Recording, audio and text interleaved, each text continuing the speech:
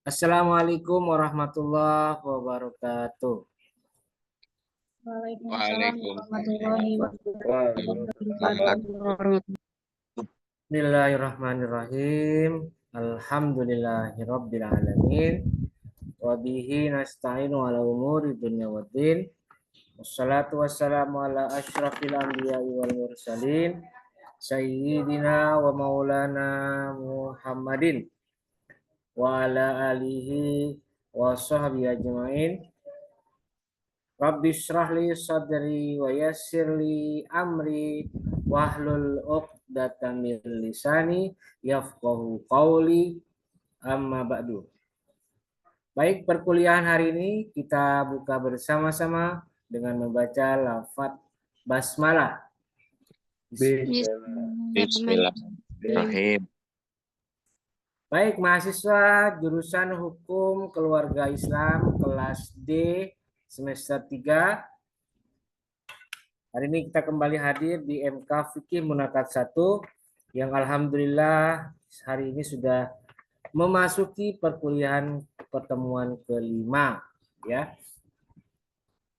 Dan alhamdulillah semua berlangsung lancar walaupun hari ini saya belum bisa hadir di kampus untuk membersamai kelas HKID dalam MK Fikih Munakat 1. Saya mohon maaf ya, karena saya menghadapi beberapa urusan, jadi ya terpaksa saya tidak bisa hadir di kampus. Tapi walaupun kelas online, semoga kelas ini bisa tetap semangat ya. Kelas HKID tetap semangat, tetap serius mengikuti perkuliahan MK Fikih Munakat 1. Oke, hari ini kita akan memasuki materi tentang materi pertemuan kelima, yaitu materi tentang mahar. Oke, sebelum saya lanjutkan, seperti biasa saya akan bagikan link absensi untuk mahasiswa HKID untuk hari ini kelas Fikih Munakat 1 tanggal 8 Oktober 2024. Perlu saya informasikan sekali lagi bahwa link absensi hanya dapat diisi oleh mahasiswa yang hadir saja di kelas online hari ini. Jadi saya minta seperti biasa, tolong jangan di-share linknya ke teman yang tidak hadir. Semua mengisi jika yang bersangkutan masuk dan hadir di kelas ini. Nanti akan saya cek di akhir kelas. Jadi tolong yang sudah ada di kelas, yang ada di Zoom meeting, jangan keluar. Oke? Dan silakan nanti isi absensinya. Ini saya bagikan ya. Ini sudah muncul ya, silakan di absen, diisi absensinya yang ada di link Google Form. Oke, saya tunggu beberapa waktu, beberapa saat. Saya persilakan untuk mengisi link absensinya. Dan saya bisa pantau dari sini berapa yang sudah masuk. Oke, silakan.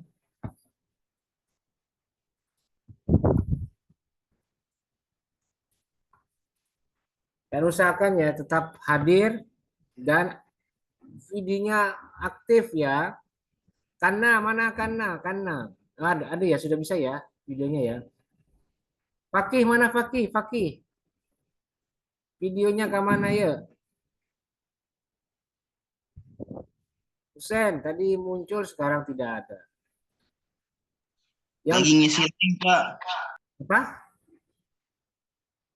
Lagi apa? Lagi ngisi absen, Pak. Ya kan bisa sambil nyala videonya ya. Muhammad Aldi ini mana ini yang biasanya rajin nih menampilkan background apa itu? Oh, sekarang lagi Lagi tidak aktif nih. Mana ini Aldi?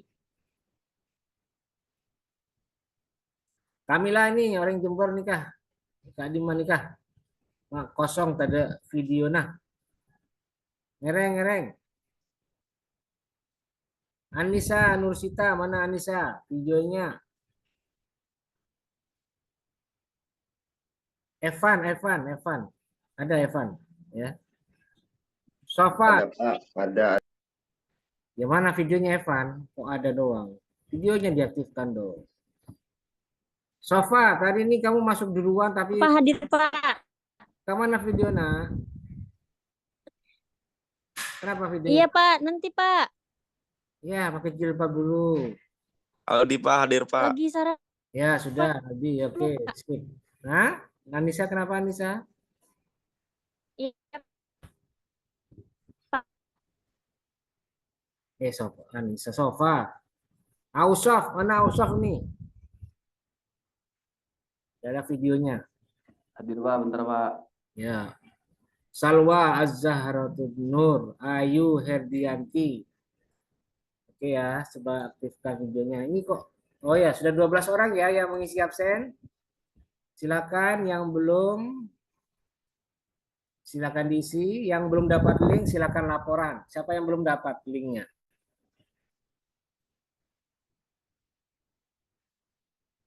Oke ya. Sambil berjalannya waktu, kalian mengisi absen, kita lanjutkan ya. Oke, sebelum saya lanjut, saya mau tanya-tanya dulu ini. Coba, saya ingin bicara dengan siapa ini? Dengan Husen, yuk Husen. Suaranya diaktifkan Husen. Kang Husen. Iya Pak. Saya selama ini nih, pertanyaan saya begini ya. Saya sudah berapa kali pertemuan, ini sudah online ya. Kira-kira apa positif dan negatifnya kuliah secara online? Yuk. Saya ingin dapat masukan nih dari Husen dan teman-teman yang lain. Apa positif dan negatifnya? Manfaat dan mudaratnya. Yuk, kenapa? Bagaimana?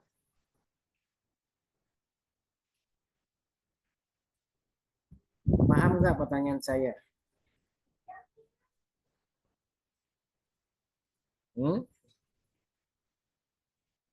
Kok diam baik? Kok diam? Ayo. Malah diam. Ya, pertanyaan yang sama saya tujukan kepada Nisa Amelia Putri. Yuk, mana Nisa? Nisa. Hadir Pak. Silakan pertanyaan yang sama. Ada jawab. Yuk. Ini mengisi kekosongan waktu sementara. Yuk, silakan. Saya ingin dapat masukan.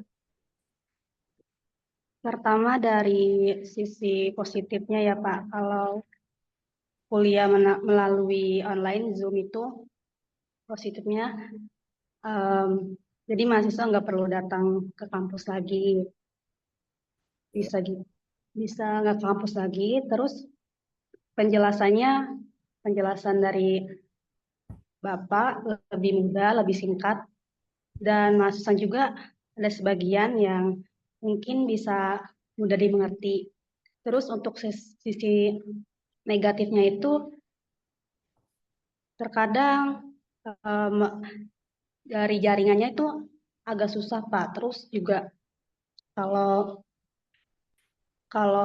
melalui online juga terkadang teman-teman tuh cepat ngantuk, jenuh juga. Udah Pak, cukup. Ngantuk, jenuh ya.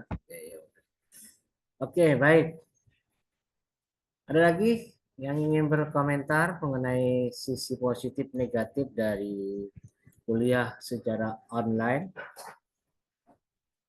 Kalau nggak ada, saya mau tunjuk nih. Ada?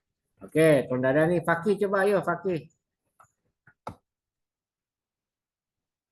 Ayo, pertanyaan sama, silakan dijawab. Silakan beri komentar.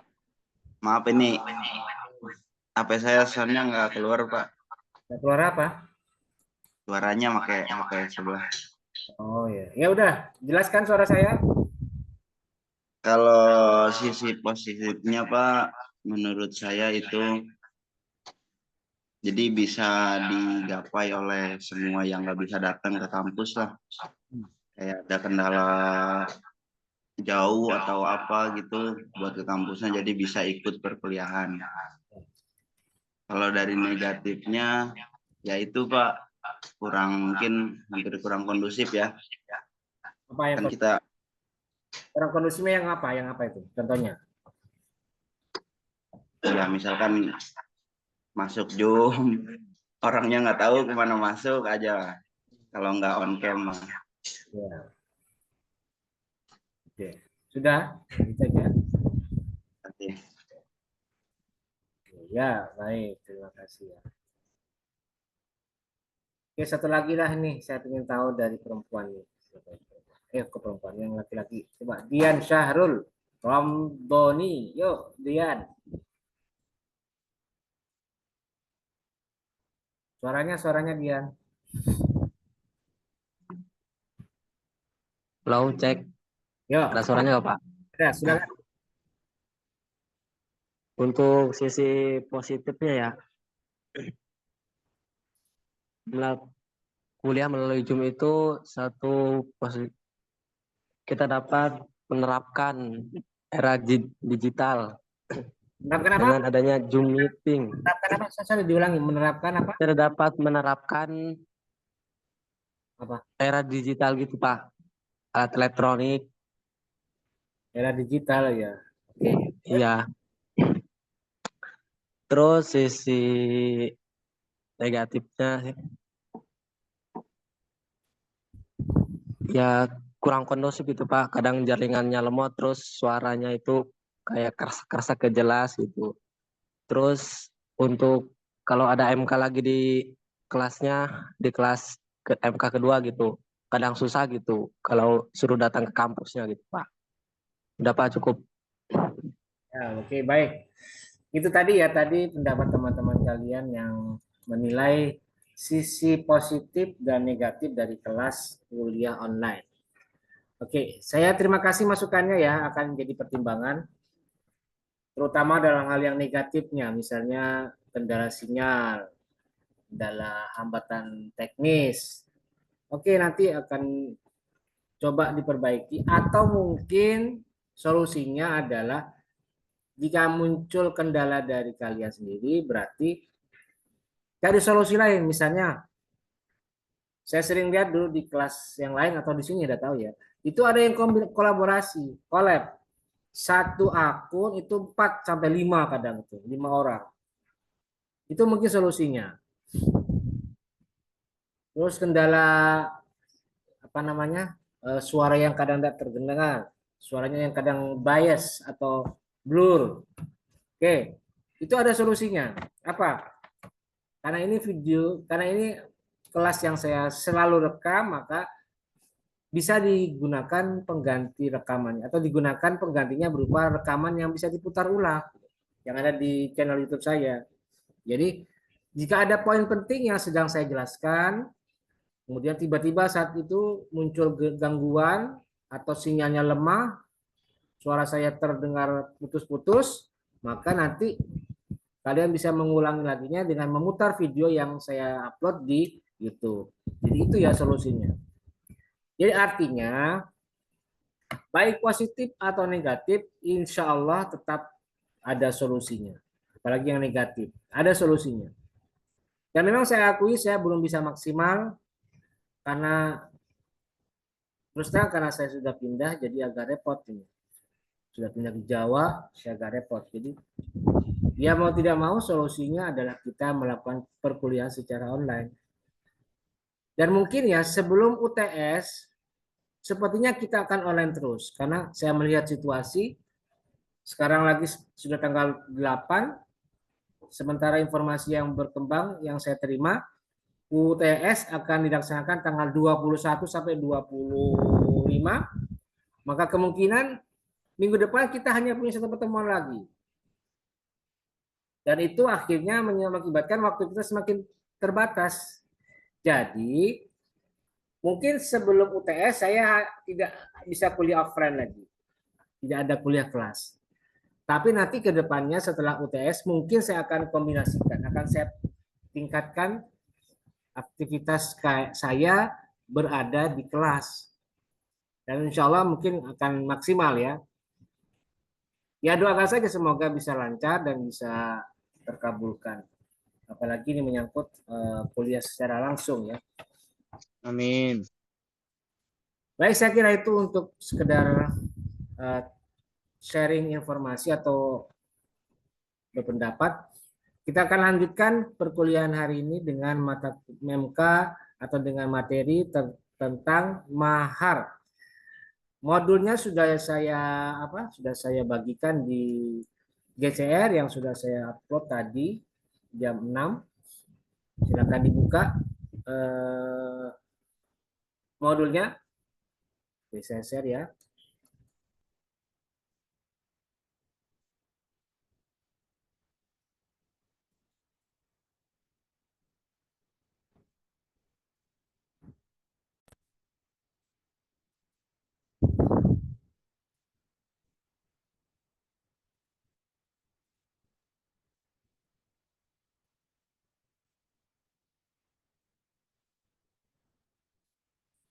Oke, sebentar ya, lagi loading.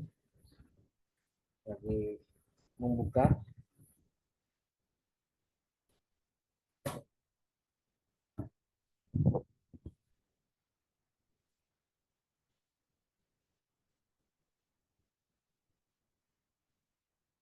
Nah, ini dia ya, mahar. Bahan kajiannya ada 3. Yang pertama pengertian, kedua syarat-syarat mahar, dan yang ketiga macam-macam dan kadar mahar. Pengertian mahar. Mahar itu adalah pemberian wajib dari calon suami kepada calon istri sebagai ketulusan hati calon suami untuk menimbulkan rasa cinta bagi seorang istri kepada calon suaminya. Jadi di sini ada unsur pemberian dan ada unsur perempuan atau pihak yang menerima. Dan yang ketiga ada unsur niat atau maksud atau tujuan mengapa diberikannya mahar. Jadi mahar itu sebenarnya ada pemberian suami dan diberikan kepada istri yang mereka sudah secara sah terikat oleh akad nikah sebagai suami istri dan diberikan kepada istri sebagai bentuk rasa cintanya suami kepada istri. Nah, itu mahar. Sedangkan menurut Imam Syafi'i, mahar itu adalah sesuatu yang wajib diberikan oleh seorang laki-laki atau seorang suami kepada perempuan atau kepada istri untuk dapat menguasai seluruh anggota badan istri.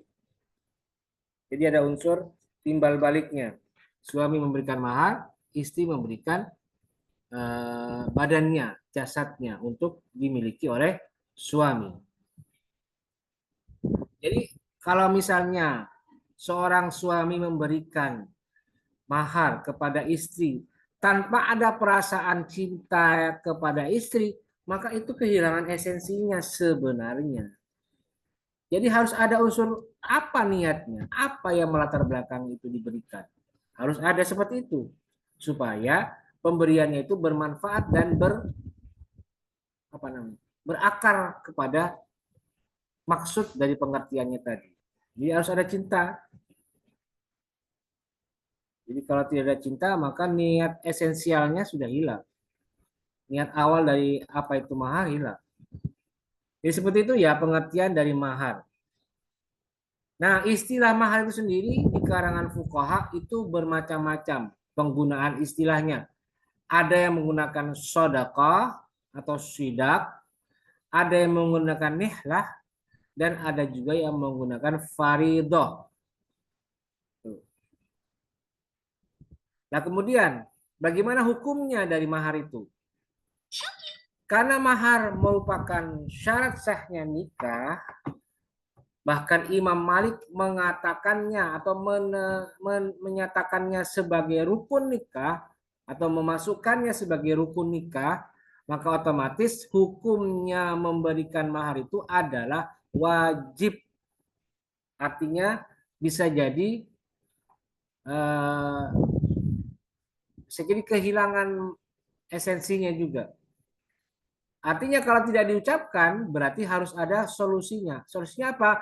Tetap diberikan tapi dengan cara tersendiri, gitu ya.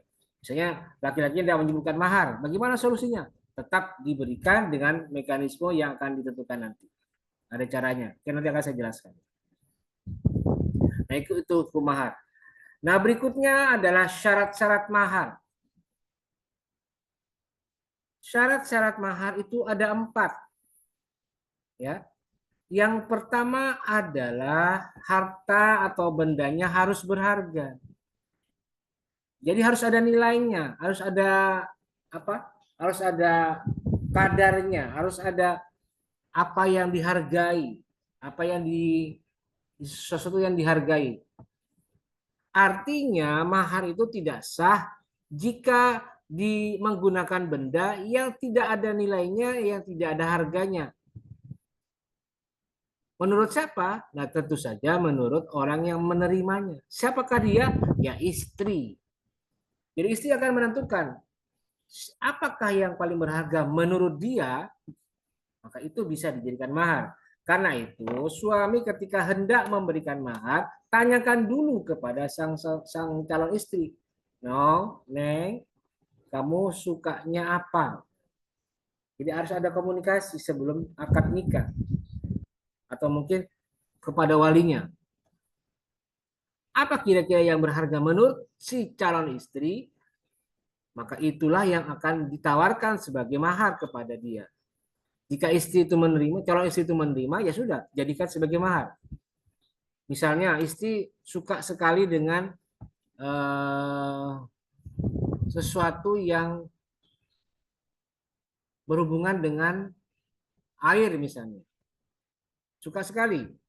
Misalnya minuman, suka minum, senang menggunakan air untuk ini, untuk meraup mukanya atau apa. Dan dia sangat suka sekali. Nah, ketika ditanya, mau nggak kalau saya menggunakan mahar yang berhubungan dengan air? Apa? 1 botol air minum, atau 1 galon air minum. Kira-kira bersedia nggak kamu saya berikan mahar berbentuk itu, berupa itu? Kalau istrinya menganggap itu berharga, menganggap itu penting, menganggap itu punya nilai lebih, ya sudah, pakai. Tapi Pak, misalnya gini, istri mengatakan, saya tidak suka emas, saya paling benci kalau ada emas-emasan itu. Saya tidak suka sekali dengan emas, saya sukanya yang, pokoknya yang sederhana, simple, dan tidak repot. Gimana seperti itu? Ya sudah, berarti emas permata pun jangan dijadikan mahar, karena menurut istri itu tidak bernilai. Menurut istri itu tidak berharga, jadi ya sudah, jangan dijadikan mahar. Cari, tanyakan kepada istri, kira-kira apa yang berharga menurut dia. Gitu ya. Jadi itu yang pertama ya, harta atau bendanya harus berharga. Yang kedua adalah barangnya suci dan bisa diambil manfaatnya. Jadi bukan cuma sekedar berharga, bernilai, tapi juga harus suci dan bisa diambil manfaatnya.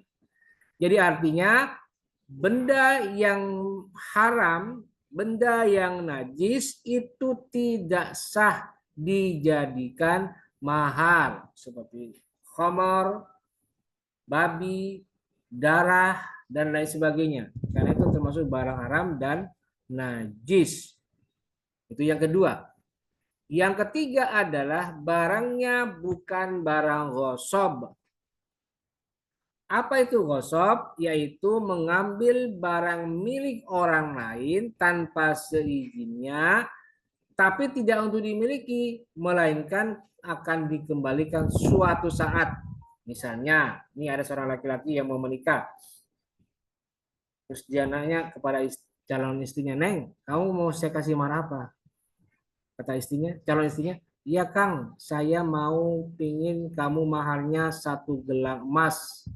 Beratnya berapa Neng? Ya 5 gram dah. Jadi kalung emas 5 gram ya. Oke, ya sudah. Pulanglah si calon suami itu ke rumahnya. Dia bingung tuh. Sekarang harga emas lagi naik dan tinggi. Mungkin kalau dia mintanya gelang, kemudian beratnya 5 gram, berarti habisnya sekitar 5 jutaan lebih itu.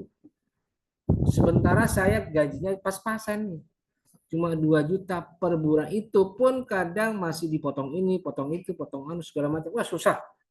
Akhirnya si laki-laki ini pulang ke rumahnya, kemudian dia lewat kamar ibunya. Begitu dia lihat kamar ibunya, dia lihat kok ada lemari kebuka ya. Masuklah si laki-laki ini ke dalam kamar ibunya. Dan dilihatlah di dalam lemari itu, ada yang bersilauan kelihatan itu. Emas ini pasti. Akhirnya dia buka, oh ternyata betul ada gelang emas ini. Ada kalung emas ini. Lumayan ini beratnya ini. Udah gini aja dah. Ini kan punya ibu ini paling ini. Ada di lemari ini. Udah saya pinjam aja. Nah, dipinjam itu kalungnya dan dijadikan mahar. Nah, itu termasuk barang gosip ya, karena itu milik dari ibunya dan si laki-laki ini tidak minta izin dulu kepada ibunya. Dipakailah untuk mahar. Nah, itu tidak sah karena barang gosip. Nah, logikanya yang gosip saja tidak boleh, apalagi yang curian. Itu logikanya. Jadi ya lebih tidak boleh. Tidak boleh ya. Gosip aja tidak boleh, apalagi barang curian. Itu yang ketiga, harus bukan barang gosip. Dan yang keempat adalah barangnya bukan barang yang tidak jelas keadaannya. Artinya harus jelas keadaannya. Maksudnya bagaimana itu? Ya, ketika akad harus disebutkan dengan mas kawin seperangkat alat sholat dan uang tunai atau perhiasan berbentuk cincin seberat 2,5 gram, cincin perhiasan seberat 2,5 gram atau 3 gram dibayar tunai. Nah, itu kan jelas, dijelaskan, diberikan detailnya apa barangnya. Atau misalnya dengan mas kawin 1 unit rumah tipe 36, luas tanah sekitar luas tanah 170 meter persegi yang terletak di komplek Permata Banjar Asri Blok D1 nomor 12 Kecamatan Cipocok Jaya, dibayar tunai. Jadi lengkap, datanya jelas. 1 unit rumah tipe 36, luas tanah 170 meter persegi, terletak di jalan ini dan ini, bayar tunai. Jadi harus clear, harus detail dan jelas keadaannya. Jangan seperti ini, dengan mas kawin, seperangkat alat sholat dan 1 buah mobil. Kira-kira jelas nggak itu? Nggak jelas. Tidak didetailkan apa maksud dari 1 unit mobil, atau 1 unit rumah, atau 1 kebun tanah. Kebun tanah yang mana? Sebelah mana? Apa ada tanamannya atau tidak ada? Tidak jelas, harus dijelaskan. Jadi artinya barang yang tidak jelas keadaannya atau tidak disebutkan jenisnya secara lengkap itu tidak sah menjadi barang mahar. Jadi harus jelas ya. Nah, itulah 4 syarat barang bisa menjadi barang mahar. Berikutnya adalah kadar mahar. Kita lihat. Mengenai kadar mahar, ulama fikih sepakat nih bahwa mahar tidak ada batas tertinggi, tidak ada ya.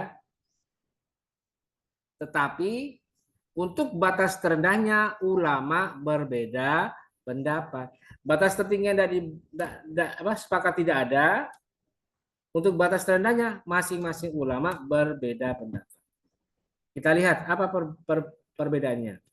Menurut Imam Syafi'i, Ahmad, Ishaq, Abu Thawr, dan fuqaha Madinah berpendapat bahwa dalam mahar tidak ada batas terendah. Pendapat yang sama juga dikemukakan oleh Ibnu Wahab dari mazhab Malikiyah. Tidak ada batas terendahnya menurut Imam Syafi'i, Abu Muhammad, Ishaq, Abu Thawr, dan fuqaha Madinah. Sedangkan menurut Imam Malik dan para pengikutnya di luar Ibnu Wahab atau fuqaha Madinah berpendapat bahwa mahar itu ada batas terendahnya, yaitu paling sedikit 1/4 dinar emas murni. 1/4 dinar. Paling terendah itu 1/4 dinar. Atau perak seberat 3 dirham. Ya, kalau perak 3 dirham. Kalau emas 1/4 dirham, 1/4 dinar. Atau bisa dengan barang yang sebanding berat emas dan perak tersebut. Itu menurut Imam Malik. Sedangkan menurut Imam Abu Hanifah berpendapat bahwa mahar itu paling sedikit 10 dirham. 10 dirham. Riwayat lain mengatakan 5 dirham dan ada yang mengatakan 40 dirham. 10 dirham atau 5 dirham atau 40 dirham. Itu Imam Abu Hanifah. Itu pandangan para ulama yang berbeda pendapat mengenai batas terendah. Nah, berikutnya macam-macam mahar. Macam-macam mahar itu ada 2 ya. Pertama mahar musamma dan yang kedua mahar misil atau maharul misli. Yang biar gampang misil ya, dia bisa dibaca secara jelas oleh kita. Mahar misil yang kedua. Yang mahar musamma itu yang pertama. Mahar musamma adalah mahar yang disebutkan atau sudah dijanjikan kadar dan besarnya ketika akad nikah. Jadi ketika akad berlangsung sudah diucapkan dengan mas kawin sekian sekian sekian sekian dibayar tunai. Nah, disebutkan. Itu namanya mahar musamma, mahar yang disebutkan kadar atau besarannya. Sedangkan yang kedua adalah mahrul misil atau mahar misil, yaitu mahar yang tidak disebut besar kadarnya pada saat sebelum ataupun ketika terjadi akad nikah. Ini tidak disebutkan. Lalu bagaimana menentukan mahar misil itu? Nah, penentuan mahar misil itu diatur dengan mahar yang pernah diterima oleh keluarga terdekat dengan mengingat status sosial, kecantikan, latar belakang pendidikan, dan lain sebagainya.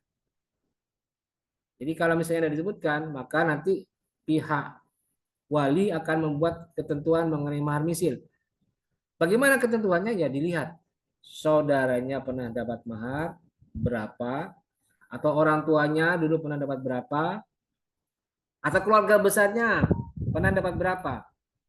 Atau jika tidak ada ketentuan dari pihak keluarga atau pernah mendapatkan berapa, maka cara menentukannya adalah dengan melihat status sosialnya atau melihat derajat di masyarakat. Kalau derajatnya mungkin setengah ke bawah, menengah ke bawah, maka mungkin kadarnya bisa tidak banyak kadar maharnya. Jadi kalau misalnya dia orangnya hidup di latar belakang menengah ke atas, ya bisa jadi lebih tinggi. Oh dia itu anaknya Pak Lurah, itu bisa beda. Oh dia anaknya Kiai Anu, oh berarti tinggi. Kalau dia misalnya cuma anak orang biasa, tidak punya status sosial yang kuat, ya sudah dinilai biasa. Gitu ya, jika ada ketentuan yang tidak disebutkan pada saat akad berlangsung. Itulah cara menentukan mahar misil atau maharul misli. Nah berikutnya kita lihat, ulama sepakat bahwa dalam pelaksanaannya mahar musamma harus diberikan secara penuh apabila nih mahar musamma harus dikasih 100%. Kalau satu sudah bersenggama atau telah berhubungan suami istri. Yang kedua, salah satu dari suami istri meninggal dunia. Itu ya. Mahar musamma juga wajib dibayar seluruhnya apabila suami telah bercampur dengan istri Namun setelah itu ternyata nikahnya rusak dengan sebab-sebab tertentu. Misalnya, oh, kawan ini rusak atau mungkin batal karena ada hal yang tidak sesuai dengan kenyataannya, misalnya ada pemalsuan identitas misalnya. Tapi disebutkan maharnya, maka itu ya wajib dibayar seluruhnya, 100%, full tanpa ada pengurangan. Tetapi kalau istri dicerai sebelum bercampur, misalnya suaminya akad nikah siang hari, sore hari dicerai langsung. Karena apa? Suaminya merasa tidak cocok karena ini perempuan dijodohkan dengan dia. Ya sudah, sorenya langsung diceraikan dan belum sempat berhubungan seksual. Nah, karena belum ada hubungan seksual itulah yang menyebabkan maharnya itu tidak penuh. Wajibnya hanya separuhnya saja. Ya tinggal dikonversi ke nilai mata uang, dikonversi ke nilainya. Ya, misalnya maharnya 1 unit sepeda motor, berarti separuhnya harga sepeda motor itu berapa? Nah, itu yang dibayarkan. Tidak wajib 100%. Wajibnya hanya separuh. Berikutnya, ini dasarnya. Surat Al-Baqarah ayat 237. Kemudian, mahar misil. Apabila tidak disebutkan kadar mahar dan besarnya ketika berlangsungnya akad, kemudian suami telah bercampur dengan istri atau meninggal sebelum bercampur, itu bisa diganti dengan mahar misil. Jadi berapa kadar misilnya? Bukan mahar musama ya. Kemudian mahar misil juga terjadi dalam keadaan jika mahar musama belum dibayar, sedangkan suami sudah bercampur dengan istri, tapi nikahnya ternyata tidak sah. Misalnya karena ketahuan itu saudara, makanya mahar misil yang mengganti mahar musama. Nah, itu ketentuan mengenai mahar misil dan mahar musama. Nah, berikutnya adalah pandangan KAI tentang mahar. Ada di pasal 35, pasal 36, pasal 37, 38. Itu ya, yang berhubungan dengan ketentuan mengenai mahar di dalam kompilasi hukum Islam. Silakan dibaca sendiri ya. Mengenai ketentuan mahar dalam hukum kompilasi hukum Islam. Oke, baik. Sebelum saya lanjutkan, saya persilakan jika ada ingin bertanya, silakan ditanyakan. Oke. Ya, tidak hanya saya saja yang menyampaikan ya. Bentar. Oke, silakan. Ayo diaktif videonya. Silakan jika ada yang mau bertanya. Saya Pak. Siapa namanya? Siapa namanya yang mau bertanya tadi? Bapak, saya mau bertanya. Siapa namanya? Tadi yang laki-laki dulu. Yang laki dulu siapa tadi? Yang laki-laki dulu siapa tadi? Mana suaranya? Ya udah itu aja dulu. Karena silakan karena Kamila. Yuk silakan. Baik, Bapak, saya ingin bertanya, apakah mahar itu boleh memakai surat-surat dalam Al-Quran, itu diperbolehkan apa tidak? Ya, sudah. Terima kasih. Oke, baik. Apakah hukumnya boleh, Pak, jika mahar itu berbentuk membaca surat-surat dalam Al-Quran? Ya, kembalikan kepada istri. Jika merasa istri itu ridho mendapatkan mahar berupa pembacaan surat-surat dalam Al-Quran dan dia merasakan manfaatnya, berharga bagi dia, ya sudah, tetap sah. Yang penting ada diskusi, ada komunikasi sebelumnya. Apakah bersedia atau tidak? Kalau tidak bersedia, tetap ditolak. Mahar apapun, barang apapun yang tidak diterima oleh istri, tidak bisa menjadi mahar. Seperti tadi, barangnya harus berharga. Berharga menurut siapa? Menurut istri. Jadi kalau sekarang istri punya latar belakang pesantren, mondok, sudah hafal 30 juz, dan dia merasa senang menghadapi calon suaminya yang juga hafid, dan dia memberikan pernyataan, sudah, kalau suamiku mampu menghafalkan 1 juz, 2 juz, dan dibacakan saat itu juga, aku terima sebagai mahar. Ya sudah, tidak apa-apa, dibacakan saja. Walaupun di masyarakat ada sebagian keyakinan yang mengatakan jangan, tetap harus ada uang. Misalnya di daerah Jogja itu, kalau di daerah Jogja itu tidak boleh, harus barang. Walaupun cuma 5.000, tetap harus ada uang berupa, tetap harus ada barang yang menjadi mahar berupa misalnya uang 5.000 rupiah, tidak apa-apa. Nah itu adat ya, bukan masalah hukum syariat. Kalau syariat yang penting berharga dan bisa dimanfaatkan oleh istri. Itu ya, karena ya. Baik, Pak. Terima kasih. Oke. Ada lagi, silakan tadi siapa yang laki-laki? Saya Pak, Siapa namanya? Rijal. Ya, silakan Rijal Amri Maftuhi. Pak, boleh nggak kalau mahar itu dijadikan pembebasan hutang? Kayak misalkan teman saya gitu, ngutang sama saya. Nah, anak teman saya cewek, nah saya nikahin. Nah, saya nikahin itu biar utangnya lunas. Maharnya berarti apa? Maharnya berarti ya pembebasan hutang. Jadi dia nggak perlu bayar lagi. Jadi saya nikahin anaknya. Terima kasih Pak. Pertanyaan saya, apakah anaknya bersedia atau tidak? Setelah dikomunikasikan, bersedia apa enggak gitu? Kira-kira bersedia enggak?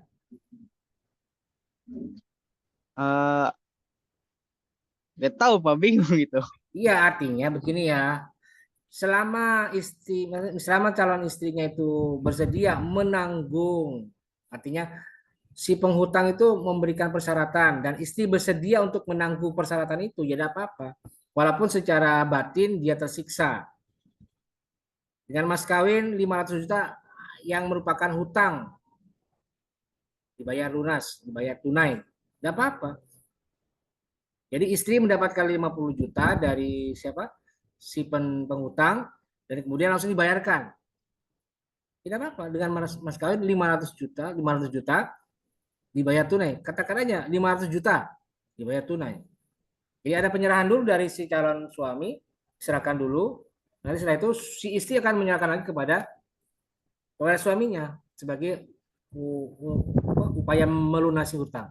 Tidak apa-apa sih kalau seperti itu, asalkan catatannya yang menjadi penerima mahar atau istri itu bersedia menjadikan jaminan itu sebagai mahar. Gitu ya. Pokoknya kuncinya di kesediaan istri, gitu aja. Kalau istrinya bersedia, ayo. Kalau enggak, ya jangan. Jelas ya, Rizal ya? Kuncinya cuma di. Berarti itu Pak, apa? Walaupun tadi kan kata Bapak, walaupun istri ada merasa terganjal gitu hatinya. Berarti walaupun apa sih, gimana ya?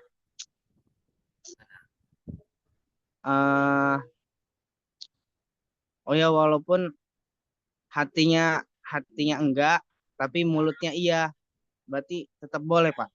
Ya selama ada pernyataan saya mau bersedia menanggung, ya tidak apa-apa, jalani terus.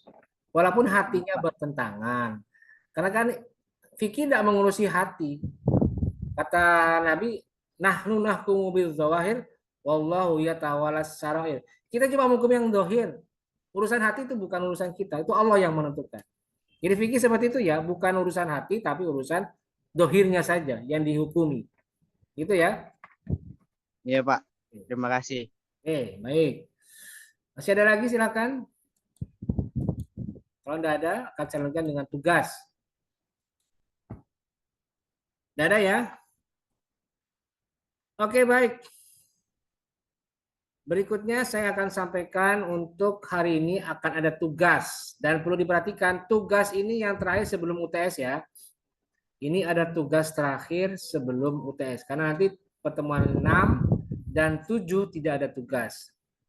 Jadi hanya hari ini yang terakhir sebelum UTS. Oke, perhatikan, saya akan tampilkan ya, perhatikan baik-baik. Saya share dulu.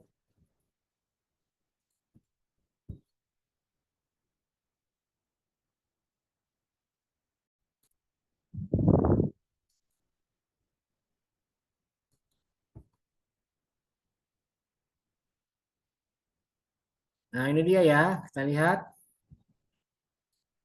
Perhatikan, nih tugas 4 itu berbentuk mini riset. Ya, mini riset. Perhatikan, lakukan mini riset dalam bentuk observasi di tempat tinggal kalian masing-masing terkait mahar. Dengan target respondennya adalah 1 orang tua, 2 tokoh agama, 3 pelaku pernikahan, wali atau pengantinnya. Jadi kalian nanti silakan lakukan mini riset, lakukan observasi ke tempat tinggal kalian masing-masing. Misalnya di kampung, di rumah, ya itu yang kalian lakukan observasi. Atau kalau misalnya, Pak, saya rumahnya jauh Pak, di Riau, nggak bisa pulang. Bagaimana Pak? Ya sudah, yang jauh-jauh dan tidak bisa pulang, solusinya lakukan di tempat tinggal kos masing-masing. Misalnya kosnya di mana? Di belakang mana? Belakang kampus 2 itu daerah apa itu? Mana? Oh, saya lupa sih namanya. Desa apa itu? Coba ada yang bantu saya. Dekat kampus 2 itu nama desanya apa? Andamui ya. Oke, Andamui. Ya, berarti kalian lakukan di situ. Cari tokoh atau bapak kos, ibu kos, kemudian cari Pak Ustadznya di daerah situ. Kemudian cari juga apakah ada pesta resepsi di situ atau tidak. Kalau ada ya tanyakan juga. Itu solusinya bagi yang tidak bisa pulang. Atau di perumahan Sawarna ya, itu bisa. Nah, pertanyaannya apa? Perhatikan, nomor 1, bagaimana menurut Bapak Ibu tentang praktek mahar di desa ini ya, di kampung ini? Gimana praktek maharnya? Dijelaskan. Yang kedua, bagaimana kesesuaian antara praktek mahar di desa ini dengan ajaran dalam Islam? Ada nggak kesesuaian? Atau jangan-jangan berbeda sedikit dengan ajaran dalam Islam? Dalam Islam, mahar itu tadi disebutkan wajib diberikan. Kemudian dalam Islam itu tidak ada batas terendahnya, tidak ada batas tertingginya, tapi ada batas terendahnya. Ulama beda pendapat. Mahar itu ada musamma, ada misil. Mahar musamma ini. Mahar misil ini. Dalam KHI ada ketentuan mengenai mahar. Ada aturan mengenai mahar. Nah, kalian sesuaikan, itu kan dalam pandangan Islam. Lalu kalian sesuaikan dengan kenyataan yang ada di masyarakat. Bagaimana? Apakah sesuai atau tidak? Nah, kalian tanyakan itu kepada ulama atau Pak Ustadz yang ada di kampung itu atau di desa kalian. Ya. Usahakan ada unsur tokoh agamanya, ada unsur ustadznya, ada unsur ajengan atau abuya atau kiai ya. Supaya nanti ada penjelasan secara Islam, secara fikih, secara syariat. Nah, perlu diperhatikan, ini tugasnya individual, kemudian hasil dari mini riset ini dituangkan dalam bentuk tulisan dengan panjang minimal 1.500 kata. Ditulis di MS Word. Biasanya kalau di MS Word itu kalau kalian ngetik ada tulisan di bawah sebelah kiri. Bagian kiri sebelah bawah. Bagian bawah kiri. Ada tulisan berapa kata, berapa word. Nah, kalau sudah mencapai 1.500 itu berarti sudah maksimal. Artinya minimal itu. Jadi kalian harus mengetik lebih dari itu. Minimal harus 1.500 kata. Dan ingat, ini pengalaman yang dulu-dulu.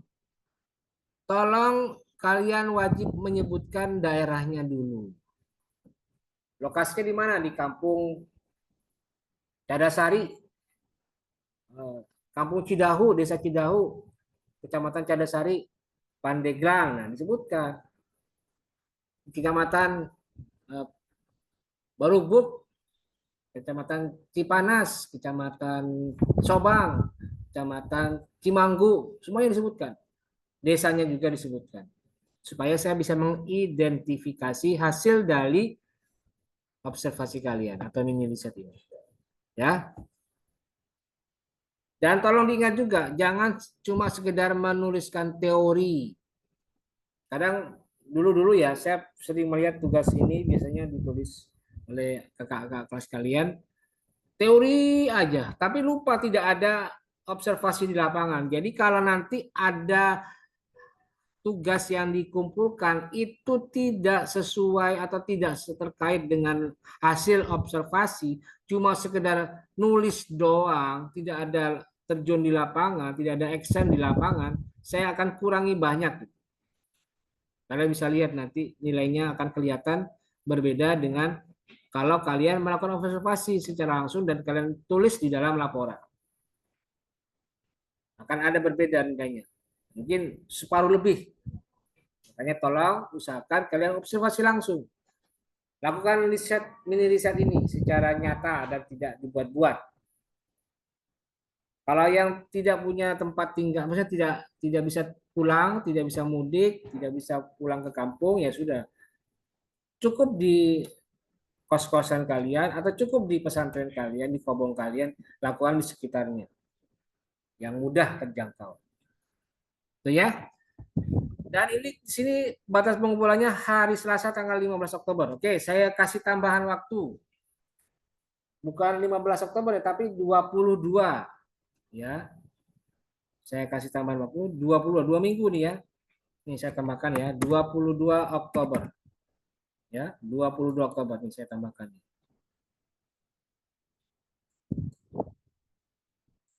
22 Oktober. Selasa 22 Oktober jam 7 pagi.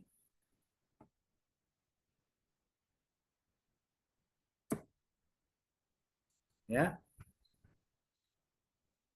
Oke, jelas ya untuk tugas kali ini. Dan kenapa saya tambahkan? Karena minggu depan tidak ada tugas. Kosong tugas. Batasannya saya tambahkan sampai tanggal 22, 2 minggu dari sekarang. Oke ya? Oke, jelas? Ada yang mau ditanyakan tentang tugas? Ayo, silakan. Ada yang mau bertanya? Coba Kamila, mana Kamila suaranya? Iya, Pak. Sudah jelas tugasnya? Iya, sudah jelas, Pak. Apakah boleh itu, Pak, nanya ke orang tua, ke Bapak gitu? Iya boleh. Biar menjelaskan tradisi di rumah gitu. Iya, nggak apa-apa, malah bagus. Tanya orang tua. Kan narasumbernya tadi, satu orang tua, kedua tokoh agama, tiga pelaku pernikahan. Kalau misalnya orang tua Kamila juga pernah mengadakan acara pesta nikah, memberikan mahar dulu, ya sekalian Iya, gitu, ya sekalian. Orang tuanya masih di Jember apa sudah di sini? udah di sini, Pak.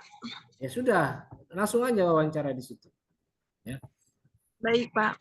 Berikutnya Cindi Retno ada. Mana Cindi Retno? Cindi Retno, mana Cindi Retno? Kemana ya? Mana Cindi? Jelas ini tugasnya atau ada yang mau ditanyakan Cindi? Insya Allah sudah jelas, Pak. Jelas ya? Oke ya. Ausaf Nabil, mana Ausaf? Hadir, Pak. Mana videonya? Bentar, Pak. Udah mana videonya? Hadir, Pak. Oke, jelas nggak penjelasan mengenai tugas? Jelas. Ada yang mau ditanyakan? Jelas, Jelas ya. nggak ada.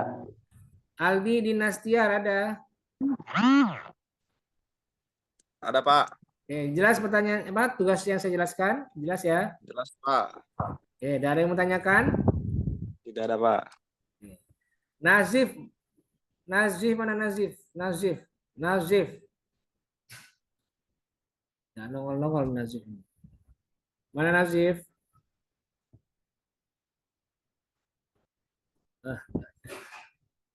Ya, Nazif. Mana suaranya, Nazif? Hadir, Pak. Jelas gak penjelasan saya mengenai tugas tadi? Sedikit gak jelas, Pak. Tadi BHB. Ya udah, apa yang mau ditanyakan? Ada yang mau ditanyakan? Mana yang tidak jelas? Masalah mahar, Pak. Saya kurang begitu minimal. Kan setiap adat itu pasti ada peraturan masing-masing kan, Pak? Ya, terus? Nah, yang saya kayak Kalimantan itu kalau nggak salah katanya maharnya gede gitu. Oh, kamu Kalimantan? Bukan, Pak, teman saya kebetulan orang Kalimantan. Namanya Sihab. Kamu orang mana kamu? Nasib. Saya mau orang Tangerang, Pak. Ya udah jangan ke Kalimantan, Tangerang aja kamunya. Ngapain? Tapi teman saya suka bingung gitu, Pak. Dan enggak, saya kan begini, tugas ini ada tugas individual. Karena kamu harus meneliti tempat tinggal kamu, Nazif. Oh iya, Pak. Kemarin itu sempat ada berita gini, Pak. Apa? Maharnya itu kalau nggak salah pakai sendal jepit apa sempat berita itu, Pak. Tapi si perempuannya itu mempelai wanitanya itu masih mau gitu. Nah, itu misalnya mahar kayak gitu gimana, Pak? Ya kalau istrinya ridho enggak apa-apa, enggak masalah. Oh. Barangnya berharga dan bisa diambil manfaatnya. Oleh siapa? Oleh istri, kan begitu. Bisa diambil manfaatnya. Mau sandal jepit, mau bakiak, mau apa, yang penting bermanfaat. Berarti batasan mahar itu bukan dilihat dari nominal, tapi ketulusannya ya, Pak? Ya bisa. Tapi yang penting syaratnya terpenuhi. Syaratnya terpenuhi, gitu ya. Iya, Pak. Jelas ya? Makasih, Pak. Ya udah, Iya. tolong kamu teliti di daerah Tangerang. Kamu kan Tangerang ya? Iya, Pak. Kamu pulang ke Tangerang, teliti di pihak orang tua, ada tokoh agamanya dan ada pelaku pernikahannya. Kalau nggak ada pelaku pernikahan, nggak apa-apa. Orang tua sama tokoh agama aja. Iya, Pak. Oke, baik. Berikutnya, satu lagi lah yang saya tanya nih, yang nggak aktif. Izin bertanya, Pak. Bentar. Siapa tadi mau bertanya siapa? Siapa? Izin bertanya. Saya, Pak. Evan ya? Iya. Silakan Evan dulu ya. Yuk, Pak, kalau maharnya segelas air putih itu gimana, Pak? Segelas air putih. Gimana? Iya. Ya kembali lagi ke kesediaan istri. Tanya apakah sudah bertanya kepada istri atau belum. Jangan cuma sepihak dari pihak laki-laki saja memberikan mahar. Kalau istrinya sudah diajak diskusi dan dia menyatakan bersedia, ya sudah, apapun itu sudah dianggap berharga. Kesediaan istri mengatakan, saya bersedia menerima ini, berarti itu berharga menurut istri. Gitu. Jadi apapun bentuknya, mau air putih, mau sandal, mau bakiak, mau pasir satu truk, mau daun untuk bungkus nasi, tidak apa-apa, yang penting berharga bagi istri.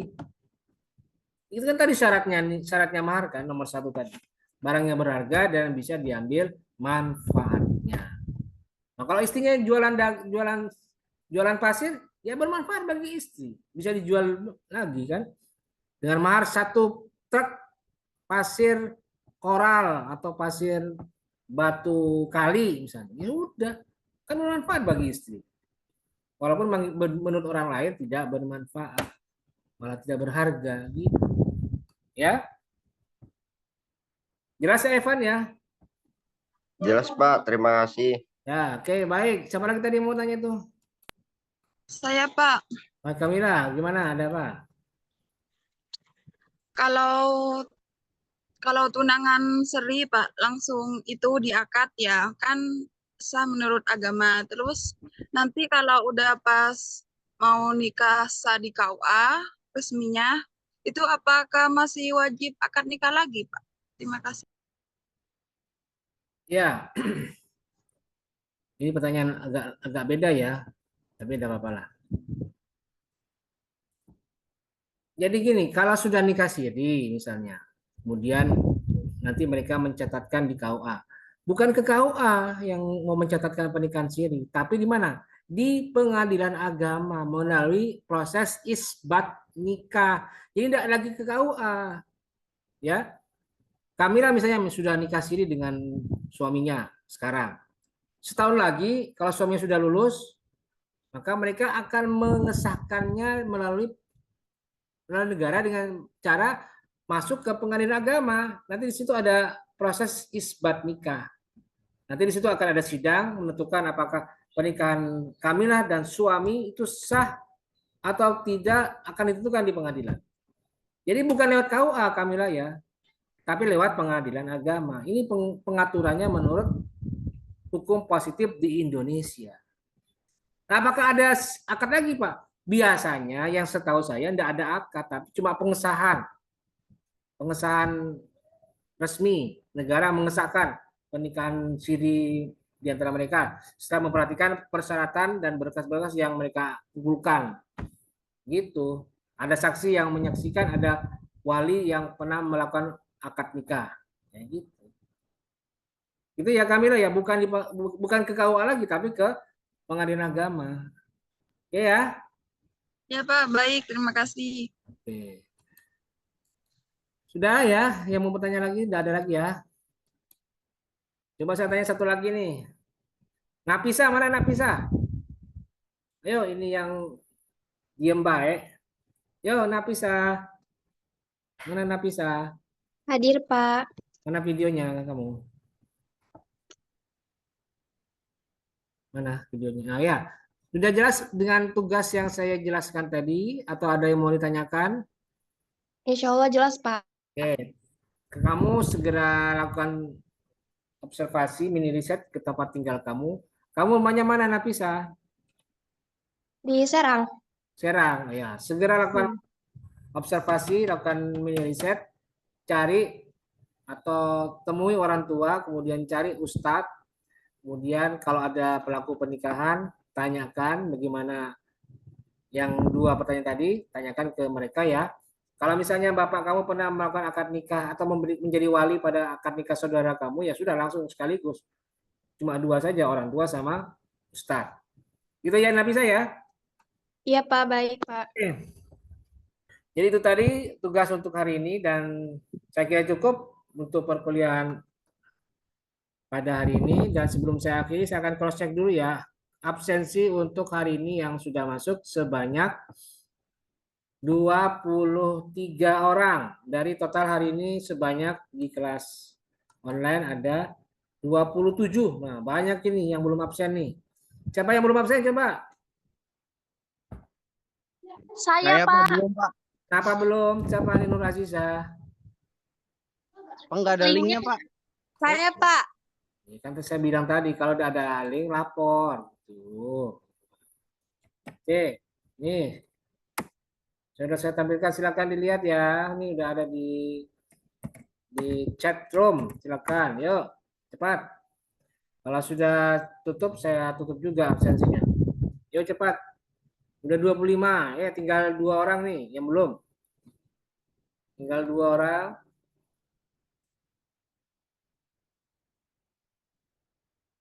Kalau ada kendala, laporkan. Dan kalau bisa kendalanya bukan yang sama-sama kayak kemarin. Pak, butuh izin. Aduh, udah ada izin. Udah ada izin. Sekali lagi, udah ada izin untuk absensi hari ini. Yang penting kalian sudah punya email kampus, sudah bisa akses KCR, ya berarti bisa juga akses absensi. Dan tidak ada izin.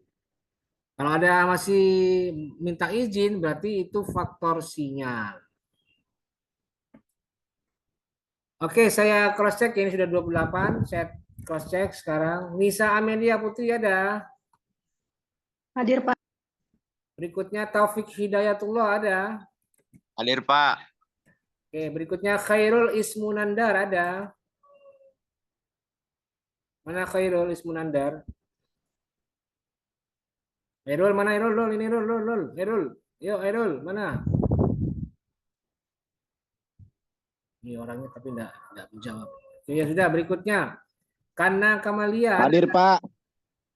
Khairul Ismunandar hadir Pak. Oke, ya Kana Kamalia. Hadiro. Oke, Dian Syahrul Ramdhani. Dian ada. Khairul Ismunandar hadir Pak. Iya sudah. Mana Dian? Mana Dian Syahrul? Ada Dian Syahrul? Mana Dian Syahrul? Malu banget ya. Mana ini orangnya Dian Syahrul? Kalau enggak ada nanti saya delete lo ya. Hah? Enggak ada. Mana Dian Syahrul? Ayo. Kalau enggak saya delete lo. Mana Dian Syahrul? Enggak ada ya. Kisaran saya delete ya. Enggak ada kalau yang tidak kalau yang keluar dan tidak tetap di Zoom, saya delete lo ya. Oke, saya delete nanti nih Dian Syahrul. Berikutnya Evan Nirvana Muslim. Evan ada? Mana Evan?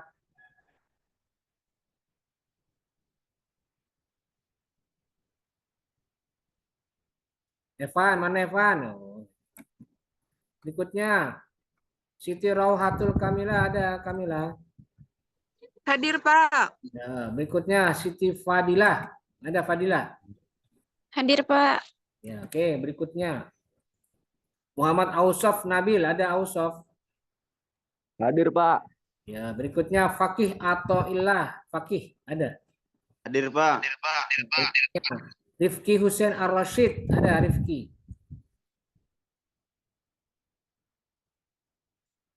Mana Rifki? Nah, ini juga sama nanti. Mau saya delete kalau tidak jawab. Ada Pak, Husen. Hah? Hussein, ada ya? Ada. Oke. Berikutnya Hafid Herdiansah. Hafid ada Hafid?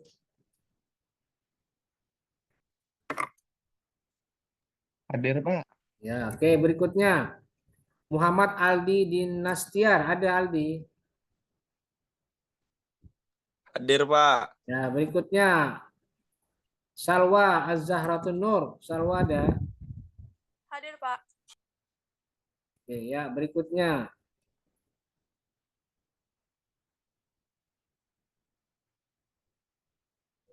Bentar, kok tiba-tiba error nih. Tiba-tiba error.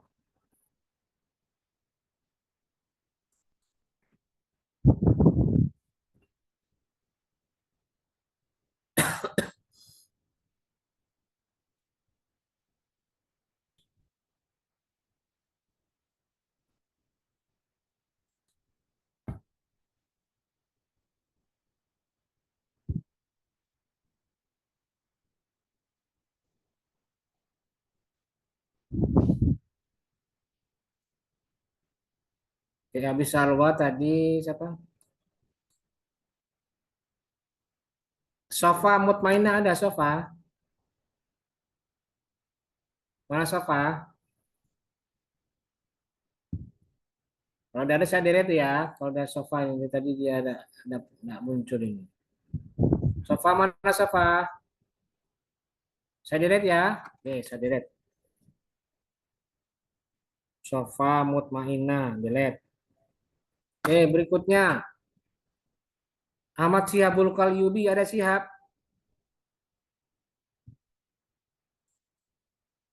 Mana Sihab? Sihab. Nggak jawab. Oke, ada. Ayu Herdianti, ada Ayu? Ada, Pak, hadir. Nah, oke, baik, berikutnya setelah Ayu Ahmad Fauzul Muttaqin. Fauzul ada Fauzul? Hadir Pak. Ya, berikutnya Nazif Najmuddin. Nazif, ada Nazif. Hadir, Pak. Oke, ya. Yoga Maulana ada.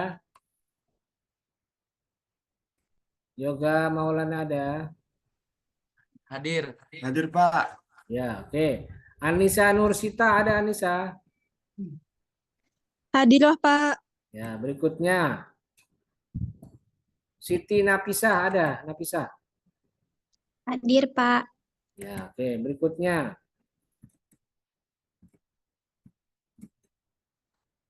Mana?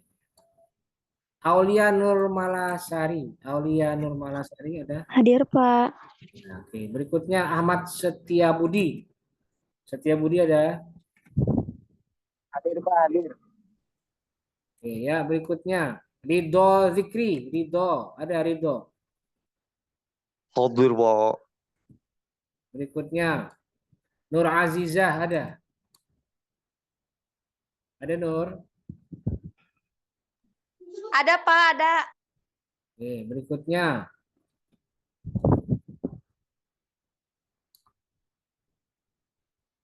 ini siapa ini? Dinar Kuntum Maula Abdoha. Dinar ada. Hadir, Pak.